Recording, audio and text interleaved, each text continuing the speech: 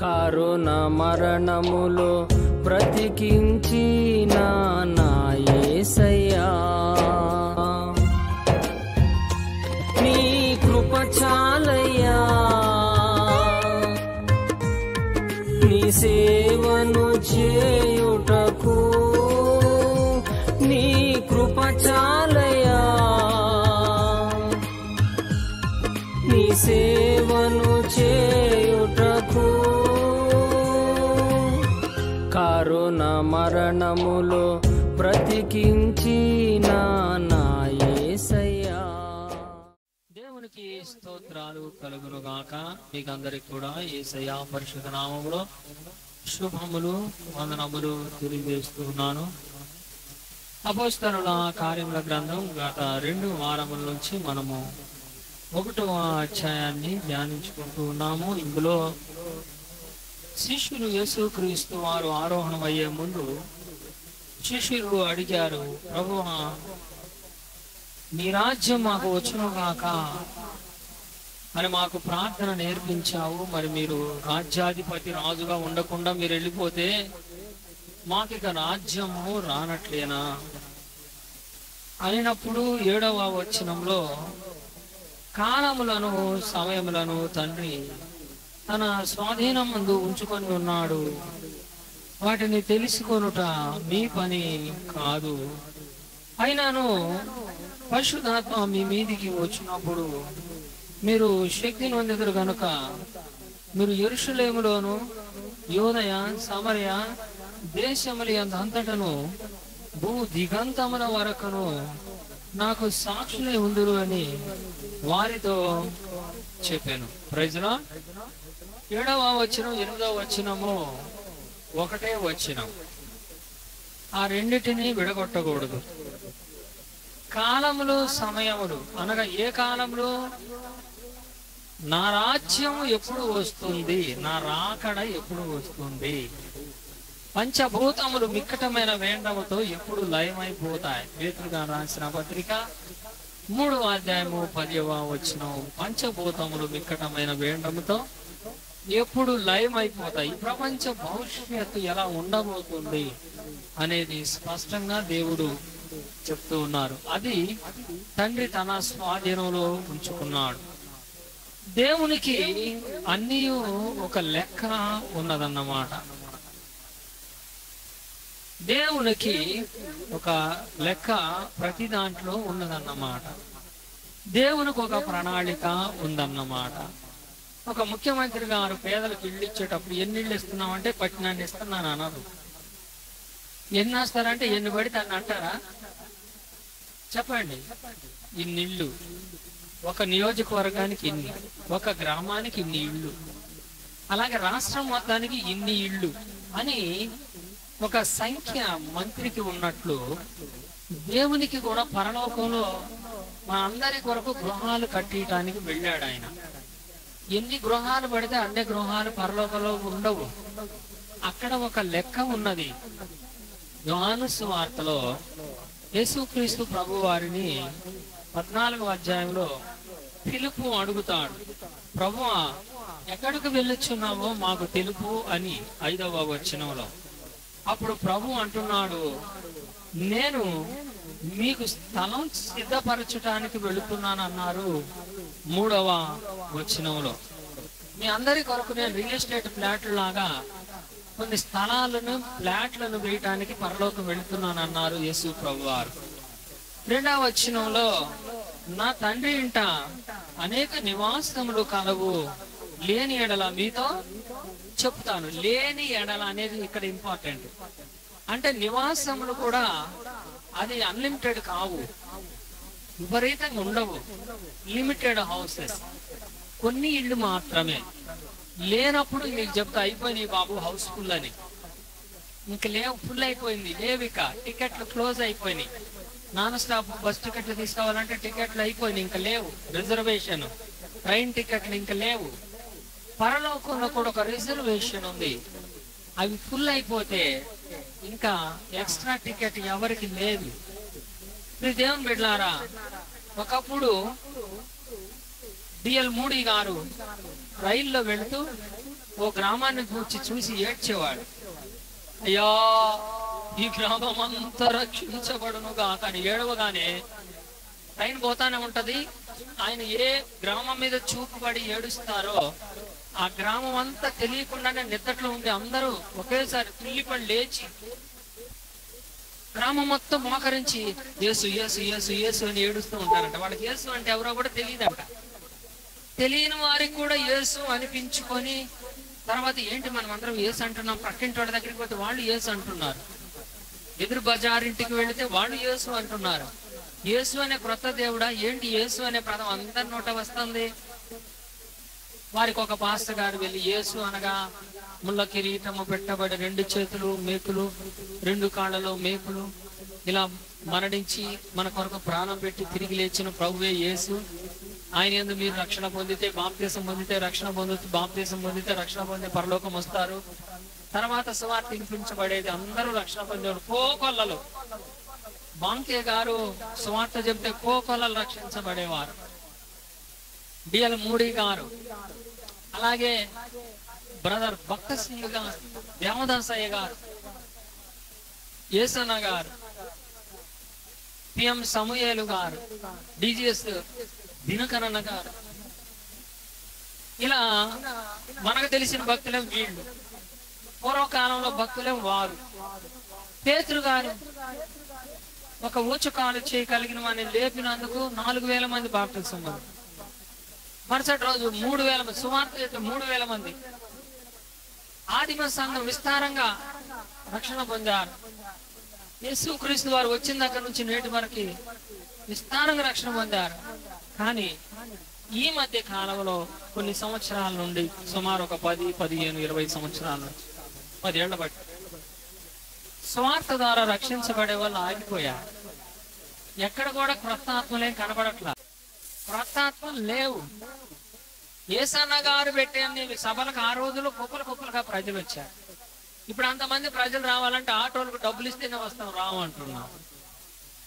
ఇప్పుడు ఒరిజినల్ యేసన్న గారు వచ్చినా కానీ ఇంకెవరు రక్షించబడరు. ఇప్పుడు ఒరిజినల్ డిజే దినకరణ గారు వచ్చినా ఎవరు రక్షించబడరు. ఇప్పుడు డిఎల్ మూడి గారు గ్రామం గురించి ఏదైనా గ్రామం చూసి ఏడ్చినా సరే ఎవరు రక్షించబడరు. అప్పుడు ఎందుకు రక్షించబడ్డారు, ఇప్పుడు ఎందుకు రక్షించబడట్లేదంటే టికెట్లు టైట్ అవుతున్నాయి. తత్కాల్లో టికెట్లు కొట్టించుకోవాలి, డైరెక్ట్ టికెట్లు అయిపోతున్నాయి. దేవుని సంకల్పం మనము క్రీస్తు శకం 1వ శతాబ్దం నుండి యేసు క్రీస్తు వారు ఆరోహణమైన రోజు దగ్గర నుండి ఈ రోజు వరకు లెక్కలు కడితే దేవదాసయ్య గారు లాగా ఇప్పుడు దేవదాసయ్య గారు ఒరిజినల్ దేవదాసయ్య గారు వస్తే కూడా క్రొత్త వాళ్ళు ఎవరు పట్టించుకోరు. ఆయన ఆ కాలంలో పట్టించుకున్నారు. ఆ కాలంలో గొప్ప పిఎం సమేల్ గారిని, ఇప్పుడు ఒరిజినల్ బక్సింగ్ గారు రియల్ గా దిగొచ్చి ఒరిజినల్ బక్సింగ్ గారు అంటే కూడా ఆయన ఎవరు లెక్క చేయరు. ఆ కాలం వేరది, రక్షణ కొత్తగా పరిచయమైన కాలం. ఇప్పుడు సువార్త పూర్తిగా కలుషితమైన కాలం. ఈ మీడియా వచ్చిన దాని వలన డూప్లికేట్ అనేది 90% ఉంటుంది, ఒరిజినల్ ఎప్పుడు 10% ఉంటుంది. 10% ఒరిజినల్ ఉంటుంది, 90% డూప్లికేట్. 10, 90 అని ఎందుకు అన్నానంటే అది బైబిల్లో మాట. శాతం అనేది కూడా బైబిల్లోనే ఉంది, పర్సంటేజ్. 10 మంది కుష్ఠు రోగులు బాగైతే యేసయ్య దగ్గరకు వచ్చింది 1%, అంటే 10% అన్నమాట మొత్తం మీద. ఆ ఒక్కడే వచ్చాడు. ఏమరా మిగిలిన 9 మంది ఏమయ్యారంటే, ఏమో ప్రభు నేను ఒక్కడిని. అది కూడా ఎందుకు వచ్చావంటే మోషే నాకు నియమించిన కానుక ఇవ్వాలి కదయ్యా, ఆ చందా ఇచ్చేసి వెళ్ళిపోతానని వచ్చాడే కానీ శిష్యుడు అవటానికి రాలేదంట. అలాగే యేసుక్రీస్తు వారే స్వయంగా తన స్వరంతో చెప్పారు, 10వ భాగం నాది, 10వ భాగం దేవుని సొమ్ము. 10వ భాగము దేవుని సొమ్ము అనగానే మన బుర్ర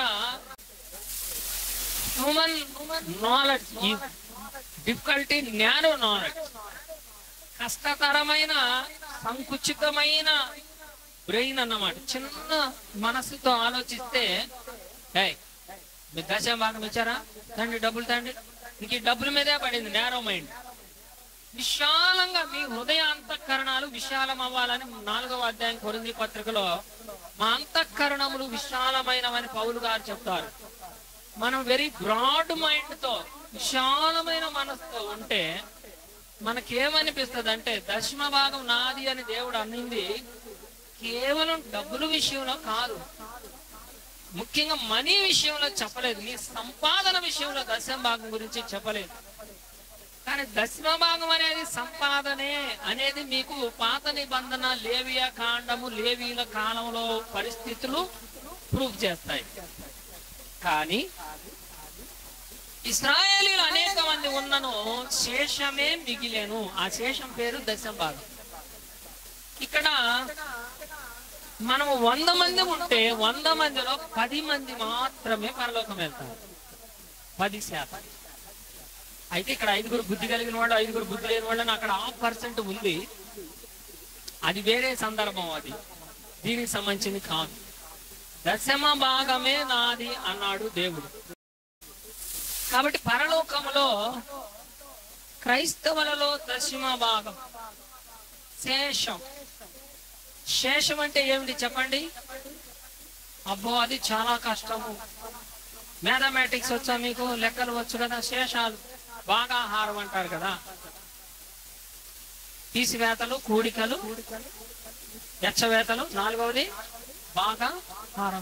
భాగాహారములు. దాంట్లో ఆ సంఖ్యతో 2 చెవులు అంటారు. ఎందుకు మరి ఇట్లా పెట్టాయి? 2 చెవులు ఇంకా వేసుకుంటూ వస్తే కొట్టుడు బావాలంటాం. 12వ ఎక్కం వేస్తాం. 12వ ఎక్కంతో లక్షనే కొట్టేయమంటాడు. ఎన్నిసార్లు కొట్టేది వేసుకుంటా లాస్ట్లో 3, 4 మిగిలితా. 4 పేరు ఏంటిది? 12 కంటే 12 కంటే ఒక్కరు తక్కువ ఉంటే చాలు. 11 ఉంటే ఇంకది అయ్యే. ఇక పరలోకంలో కూడా ఉండేవాళ్ళు చాలా తక్కువ, పరలోకం వెళ్ళే వాళ్ళు చాలా తక్కువ. నా తండ్రి ఇంట అనేక నివాసములు కలవు. అనేక నివాసాలు ఉన్నాయి, చాలా ఉన్నాయి. లేని ఎడల మీకు చెప్తానని యేసయ్య అన్నాడు. అని కూడా 2000 సంవత్సరాలైంది. 2000 సంవత్సరాల్లో ఆ నివాసాలకు ఎంత మంది అప్లికేషన్లు పెట్టుకొని జాయిన్ అయ్యి ఉంటారో చూడండి. లాస్ట్ లో పుట్టాం. పౌలు గారు ఒక విషయంలో ఏడ్చాడు, కొరింథీ పత్రికలో బహుగా ఏడ్చాడు. అందరికంటే కడపట పుట్టాను, అకాల ముందు పుట్టానని ఏడ్చాడమ్మా. పౌలు గారు యేసయ్య శిష్యులు రక్షించబడిన కొద్ది రోజులకి 7 సంవత్సరాలకే రక్షించబడ్డాడు. యేసు ప్రభు వారి యొక్క శిష్యులు క్రీస్తు శకం 30వ సంవత్సరంలో రక్షించబడ్డారు.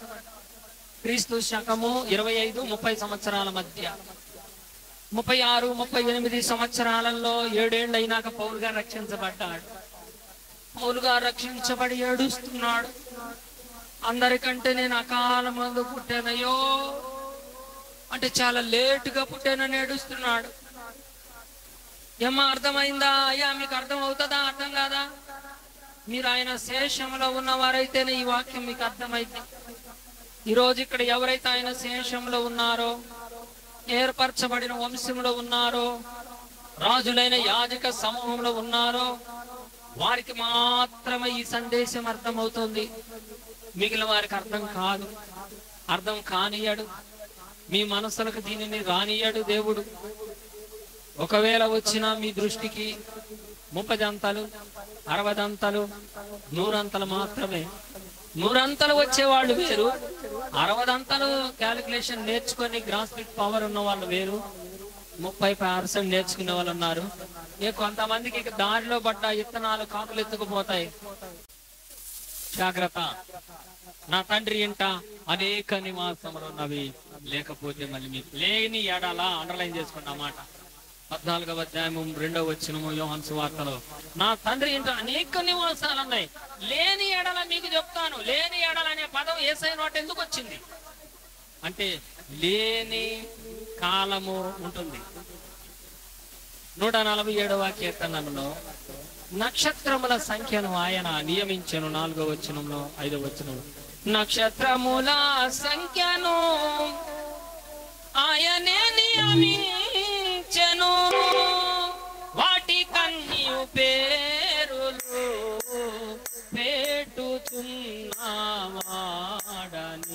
దేవునికి స్తోత్రము గానము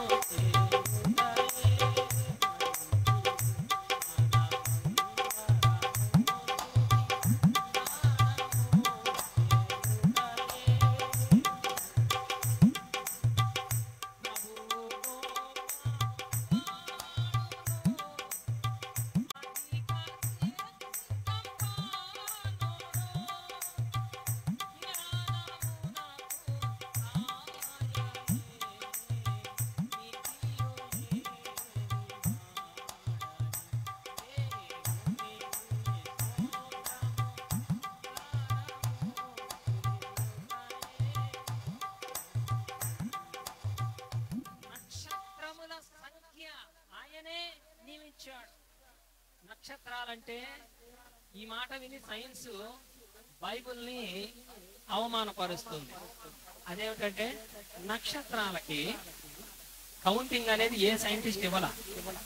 ఎన్ని నక్షత్రాలు ఉంటాయంటే మనం 1, 2, 3 అని ఇట్లా కనబడే అన్న లెక్క పెడదామంటే ఆ కనబడే కొంచెం ఉండగానే అటుపోయి కనబడని మళ్ళీ ఇటు వస్తాయి.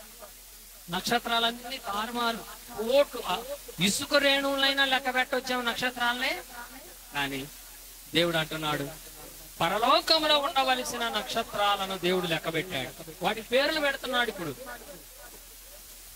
నక్షత్రములు అనగా డిలేట్ మరము జాగ్రత్తగా,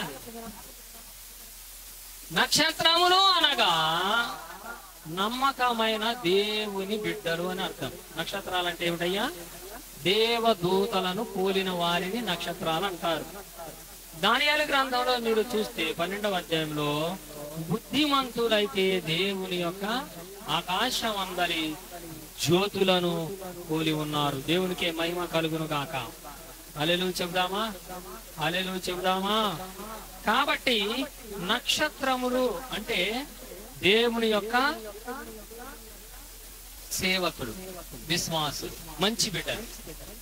నక్షత్రముల సంఖ్యను ఆయనే నియమించెను. నక్షత్రాల సంఖ్య అనగా పరలోకంలో ఇంతమందే ఉండాలి అనే ఒక సంఖ్య ఉంది.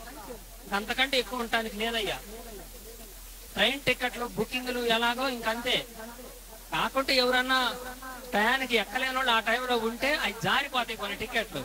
ఆ జారిపోయిన వాటి కోసమన్నా మనం ఇక ఆల్రెడీ నాకు తెలిసి హౌస్ఫుల్ ఎప్పుడూ అయిపోయింది.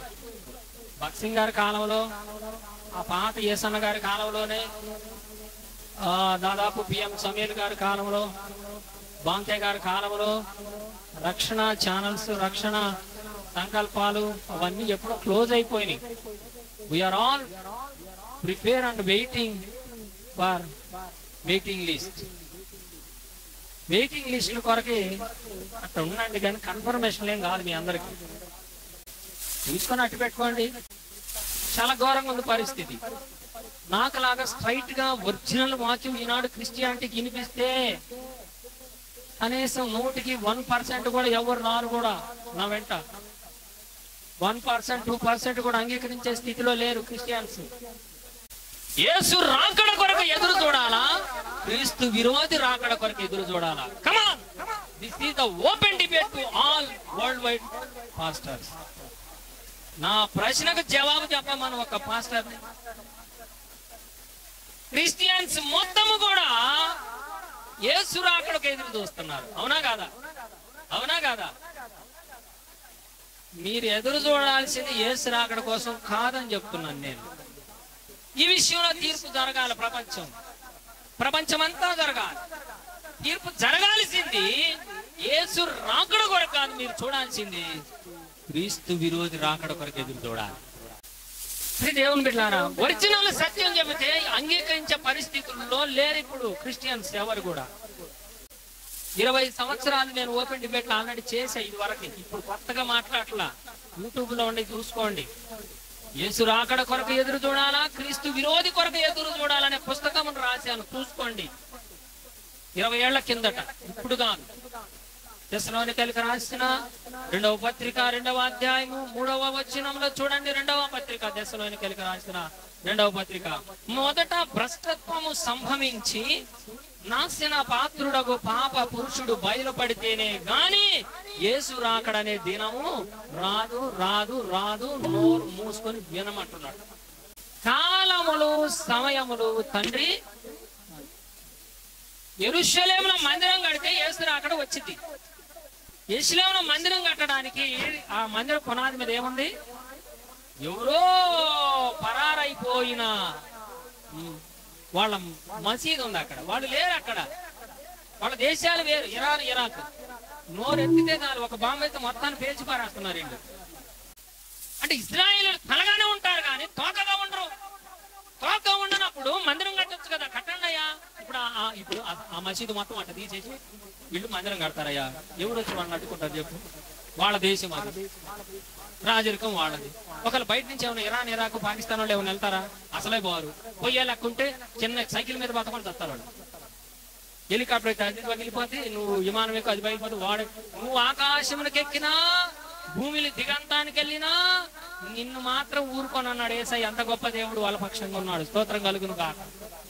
మరి ఎందుకు కట్టట్లేదు మందిరం అంటే కాలములు, సమయములు. తండ్రి ఇది గ్రహించాలంటే నువ్వు పరిశుద్ధాత్మ శక్తి పొందాలి. ఈ కాలాలు, సమయాలు తెలుసుకునే శక్తి అనేది ఒకటి ఉంది. దాని పేరు పరిశుద్ధాత్మ శక్తి. తీర్చాల్సిన తీర్పు తీర్చాలి, తీర్చకూడని వాటి జోలికి తీర్చకూడనివి ఏమిటంటే వ్యక్తిగతమైనవి. తీర్చాల్సిన ఈ వాక్య. ఇప్పుడు చెప్పండి, పరలోకములో సీట్లు అయిపోవచ్చుని. ఎందుకంటే రోజులు దగ్గర పడే కొంత సీట్లు అయిపోతాయి. ఆ మధ్య ప్రభుత్వం ఇళ్ళు కోసం దరఖాస్తులు పెట్టుకోమంటే గబగబా అందరూ పెట్టుకున్నారు. లాస్ట్ ఎవరు కొందరు పోతే, టైం అయిపోయినాక ఎందుకు వచ్చారమ్మా, అయినా అక్కడ పెట్టండి, ఖాళీలు ఉంటే చూద్దాం. వీటికే టైం అయిపోయినాక అంటున్నా, నువ్వు ఇచ్చే ఒక 50 గజాల సంగతి. పరలోకంలో నీకు విల్లా కట్టించి అందులో నిన్ను గొప్ప స్థితిలో ఉంచి, ఆ ఇళ్ళు కూడా కుప్పలకి ఏమి లేవు. అక్కడ కూడా ఇళ్ళు phase 1, phase 2, phase 3, LIG, MIG, HIG 3 రకాల ఇళ్ళు ఉన్నాయి పరలోకంలో. హయ్యర్ గ్రేడ్ వాళ్ళకి, మీడియం, లోయర్, ఉన్నత ఇళ్ల కొరకు. మనకైతే నాకు తెలిసి ఎప్పుడు హౌస్ఫుల్ అయిపోయింది. మళ్ళీ ఇప్పుడు క్యూలో మనం ఇప్పుడు ఎందుకున్నామంటే తత్కాల టికెట్ల కోసం ఉన్నామంటే, మన సుడి బాగుండి ఆ తత్కాల టికెట్ నాకు ఒకటి మీకు ఒకటి దొరికితే సంతోషం. దొరికిందిలే అని చెప్పి ట్రైన్ వచ్చే టైం మళ్ళీ నిద్రపోతే వాళ్ళు నిద్రపోయినా, కన్ఫామ్ వాళ్ళు నిద్రపోయినా, తత్కాల వాళ్ళు నిద్రపోయినా, RAC వాళ్ళు నిద్రపోయినా, వెయిటింగ్ వాళ్ళు నిద్రపోయినా, రైలు అయితే ఒకటేనండి. ఇదన్నిటికీ బ్రహ్మాస్త్రం, ఇదన్నిటికీ ఏకైక గొప్ప వాక్యం అపోస్తలుల కార్యముల గ్రంథంలో. వీటన్నిటికీ అసలైన విషయం అపోస్తలుల కార్యముల గ్రంథం 13వ అధ్యాయంలో 48వ వచనం. 13:48 అన్యజనులు ఆ మాట విని సంతోషించి దేవుని వాక్యమును మహిమపరిచిరి, మరియు నిత్య జీవమునకు నిర్ణయింపబడిన వారందరూ విశ్వసించిరి. హల్లెలూయా. అన్యజనులకు అసలు రక్షణ మార్గమే లేదు. అయినప్పటికీ నిత్య జీవానికి నిర్ణయించబడిన వారే పరలోకం వస్తారమ్మ. ఎవరు బట్టి వాళ్ళు రారు తల్లి. నీకు ఉద్యోగం కోసం వచ్చేవేమో, సద్యోగం కోసం వచ్చేవేమో, తీసుకొని పో. బిడ్డల కొరకు వచ్చారేమో, ఇంకొక దేని కొరకు వచ్చారేమో. యేసయ్య అందరికీ, సూర్యుడు అందరి మీద ఉదయించినట్టు, వర్షం అందరి మీదకి వచ్చినట్టు, గాలి అందరి కొరకు వచ్చినట్టు, ఆయన కృపావరాలు, స్వస్థతలు, ఆశీర్వాదాలు కూడా అందరికి సమానం. హిందువులకి, ముస్లింలకి, అన్ని మతాల వారికి అందరికి సమానంగా ఇచ్చేస్తాడు. కానీ పరలోకం మాత్రం ఆయన నిత్య జీవానికి.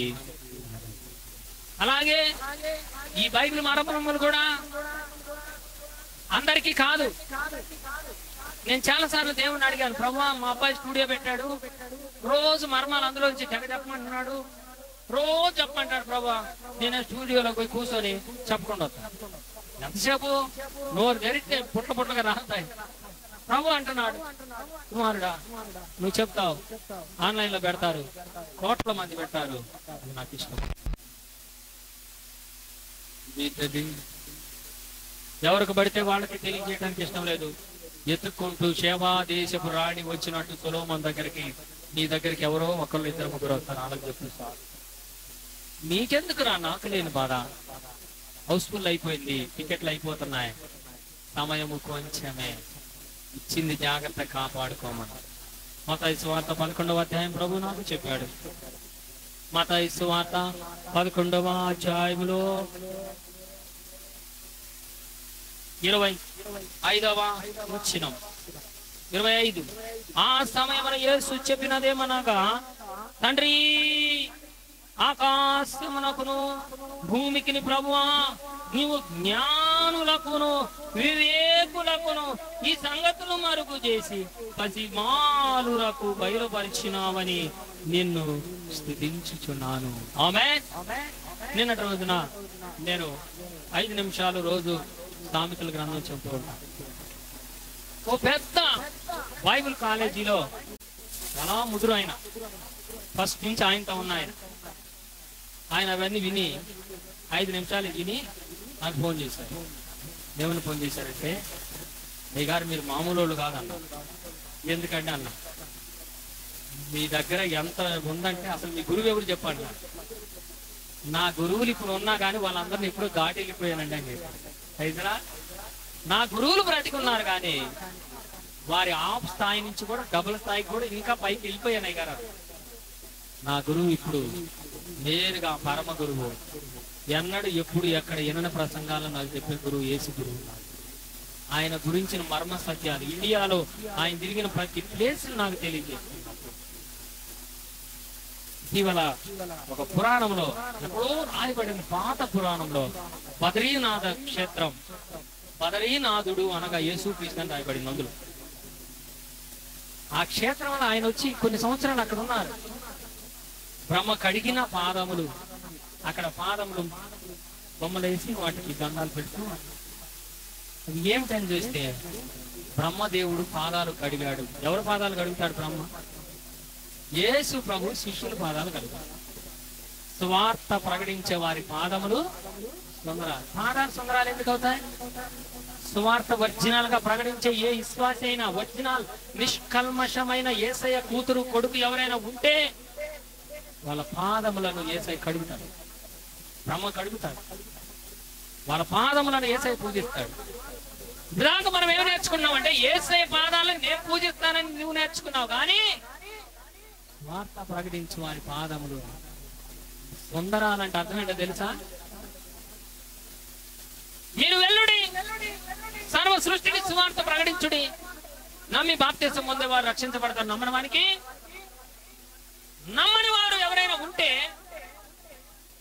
తీర్పు దినమందు మీ పాదముల నుండి రాలిన దుమ్ము ఆ పట్టణం మీద సాక్ష్యంగా నిలబడుతుందంట. చప్పట్లు కొట్టి స్తోత్రాలు. పాదముల నుండి రాలిన దుమ్ము, పాదముల నుండి రాలిన దుమ్ము రేపు పరలోక రాజ్యానికి వస్తుంది.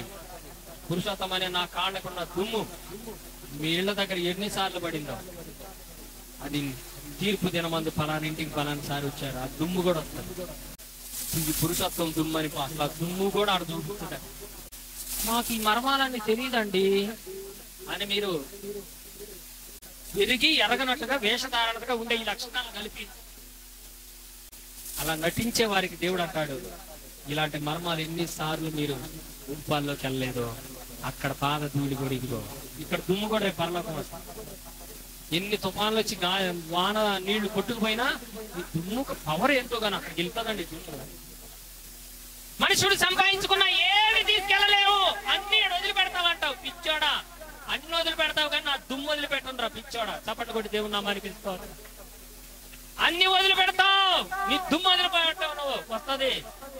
దైవజనుడు మీ కొరకు ఎంత ప్రయాసపడి, ఎంత కన్నీరు గార్చి, ఎంత వేదనతో వాక్యం ఎత్తుతున్నాడో ఆ దుమ్మే రేపు బుద్ధి చెప్తాను, జాగ్రత్త. స్థితిలో రేపు అక్కడికి వెళ్ళి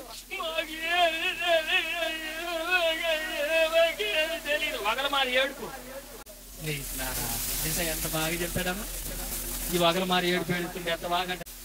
నేను ఖాళీ చేతులు కట్టి దాంట్లో పడ చీకటి కొడుకు మరి ఎంత స్మూత్ గా మాట్లాడతాడు ఏసయ్య.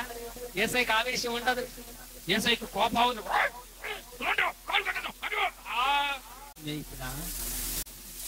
కలిగితే నేత్రా కాళ్ళు చేతులు కట్టేసే వాళ్ళని కూడా ఏమాట్లాడుతున్నాడండి. నేత్రా వెళ్ళి వస్త్రం లేకుండా ఇచ్చాడా, దీని కాళ్ళు చేతులు కట్టి కట్టికి చీకటి కొట్లో పడే అక్కడ ఏడుపు పుల్లు కొరుకుతాడు. వీడు దేవుడితో పెట్టుకోవద్దు, టైం అయిపోయింది. కొత్త ఆత్మలకి రక్షించబడే ఛాన్సులు కూడా ఏం లేవు. కొత్తగా రక్షింపబడే వాళ్ళని తయారు చేయనీయకుండా దుష్ప్రచారమే ఎక్కువ అవుతుంది. మీకు ఫస్ట్ లో ఒక మాట చెప్పాను, 10% 90%. 10% దేవుని స్వాచ్ఛం, 90% దేవ విరోధ. వీళ్ళిద్దరు కూడా మీడియాలోకి వచ్చారు. ఎవరు గెలుస్తారు? 10 గెలిచిద్దా? 90 గెలిచిద్దా? 90 గెలిచింది. 10 ఎందుకు గెలుస్తుంది? కనుక దుష్ప్రచారము, నెగిటివ్ స్పిరిట్, అసత్య బోధ, దేవునికి వ్యతిరేకమైనటువంటి ఆలోచనలు మీడియాలో పుష్కలంగా. 5 నిమిషాలు వాకి వెళ్ళేవయ్యా, పొద్దున్నే మోకరించి కళ్ళు మూసుకొని సోని ఫోన్లో వస్తే ఎన్నిసార్లు ఎన్ని గంట మాట్లాడుకుంటా నడుచుకుంటూ పోతాం. జాగ్రత్త, అన్ని విషయాల్లో జాగ్రత్త, అన్ని విషయాల్లో జాగ్రత్త. ముఖ్యంగా పరలోకి వెళ్ళే విషయాల్లో జాగ్రత్త. మర్మములు కూడా ఎవరికి పడితే వాళ్ళకి జాగ్రత్త. రక్షణ కూడా ఎవరికి పడితే వాళ్ళకి. అందుకే బైబిల్ ఉంది, జీవ గ్రంథమందు పేరు రాయబడిన 3వ అధ్యాయం ప్రకటన, మరి ఎన్నడను తుడిపివేయక. ప్రజలా, అది జీవ గ్రంథమందు పేరు రాయబడిన వాడు ధన్యుడు, వాని పేరు మరి ఎన్నడూ తుడిపివేయబట్ట. ఆ స్థితిలో దేవుడు మనం ఉంచాలని భయభక్తులతో ప్రభుత్వ రక్షణలో ఉంటాం. నీ కృప చాలయ్యా, నీ సేవను చేయ